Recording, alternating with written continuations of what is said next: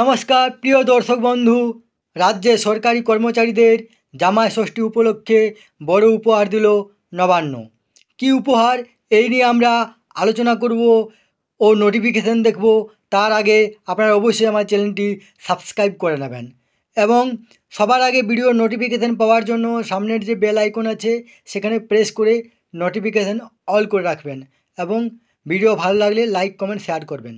আসুন দেখুন এখানে notification government of West Bengal finance department থেকে দেওয়া হয়েছে 7 তারিখ জুন 2024-এ। জামাই ষষ্ঠীতে প্রতি বছরই সরকারি কর্মীদের জন্য উপহার থাকে নবান্ন থেকে। এবারেও তার অন্যথা হলো না। এবারেও সরকারি কর্মীদের জামাই ষষ্ঠীর দিন 12 জুন অর্ধদিবস ছুটি। শুক্রবারই এই সংক্রান্ত বিজ্ঞপ্তি জারি করা হয়েছে নবান্নের তরফ থেকে। ঘোষণা করা হয়েছে 12 জুন দুপুর 2টো থেকে সমস্ত সরকার পোষিত শিক্ষা প্রতিষ্ঠান, অফিস কাছারি ছুটি হয়ে যাবে। জামাই ষষ্ঠী উপলক্ষে এই ছুটি ঘোষণা করা হয়েছে। প্রতি বছরই জামাই ষষ্ঠী উপলক্ষে রাজ্য সরকারি কর্মচারীরা হাফ ডে ছুটি পান। তবে 2021 সালে এক ব্যতিক্রম ঘটেছিল। জামাই ষষ্ঠী উপলক্ষে সরকারি কর্মীরা পূর্ণ দিবস ছুটি পেয়েছিলেন সেই বছর। তবে এবছর হাফ ছুটিই থাকছে। বাঙালির 12 মাসে 13 পার্বণ।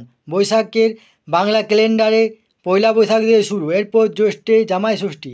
এই দিনটায় শ্বশুরবাড়ি গিয়ে পাত পেতে ভুরিভোজ সারেন জামাইরা।